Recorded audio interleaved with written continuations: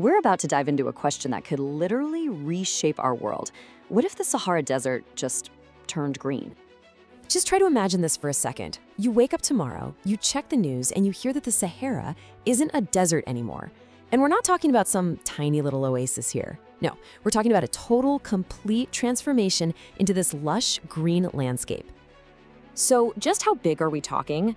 Well, the number is 9.2 million square kilometers. That is just a ridiculously huge number, right? It's kind of hard to even wrap your head around it.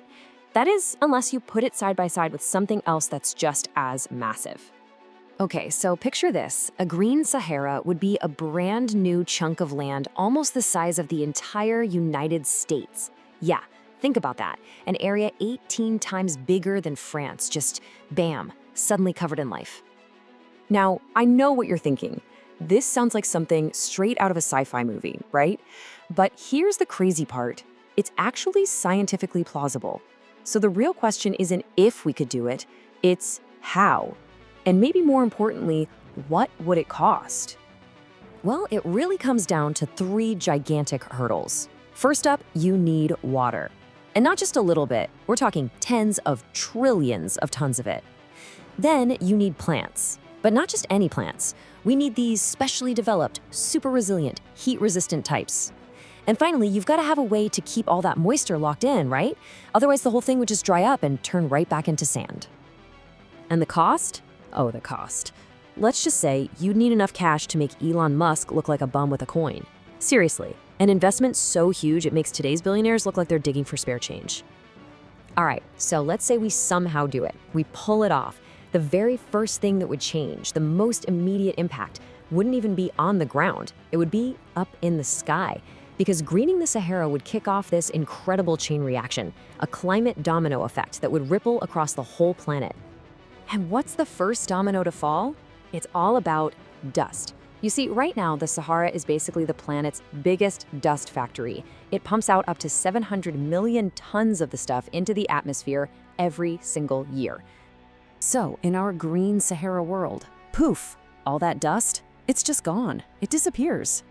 And the results would be felt everywhere.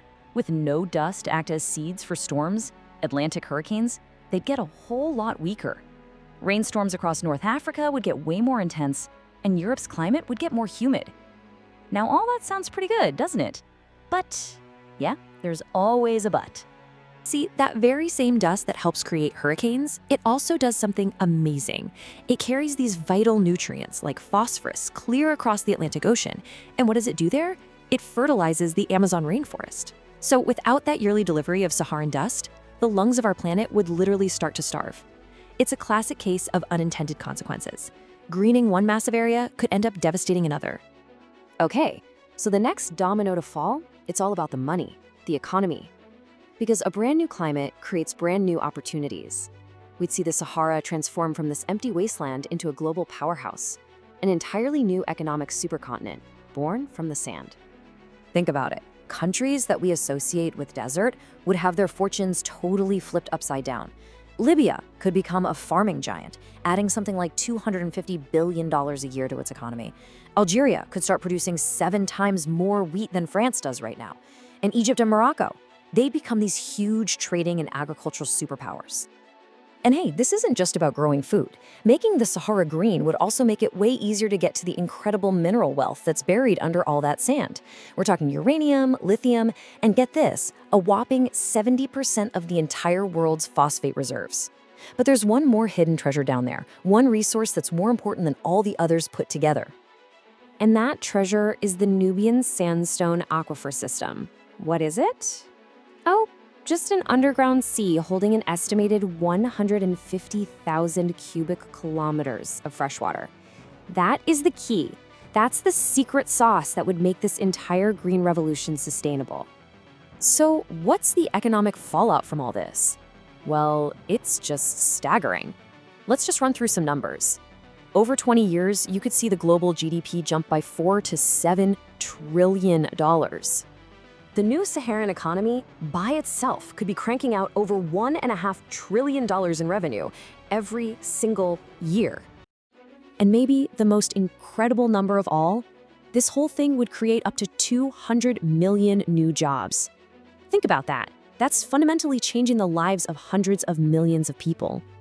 Okay, so when you have an economic explosion like that, you know the final domino is coming, and it's a big one, a complete reshuffling of global power. A boom this huge doesn't just make people rich, it creates an entirely new world order. You'd see the way we look at an entire continent change, like overnight. Africa would go from being talked about as a continent of problems to being the absolute center of the world for food and resources. And that, of course, would set off a whole new great game, right? You'd have the US, China, the EU, all scrambling for influence in this new power center. You'd see other desert nations like Saudi Arabia racing to copy the idea, and maybe the most profound shift of all, global migration, one of the biggest issues of our time, would completely flip. People would be moving to Africa, not away from it. There's this one quote that just perfectly sums up this seismic shift. In 30 years, Europeans will be issuing work visas to Chad, not the other way around. Just let that sink in for a second. A future where the power dynamics we've known for centuries are turned completely upside down. So, after all this, what's the big takeaway? What's the real lesson we learn from this massive thought experiment? I think it's this: when humanity takes on the job of changing the planet, everything else changes with it. Greening the Sahara wouldn't just be about planting some trees. It would change our climate, it would change the global economy, it would change the entire balance of world power. It's a huge reminder that when we get the power to remake our world, we also get the heavy responsibility of thinking about every single one of those dominoes before we push the first one over.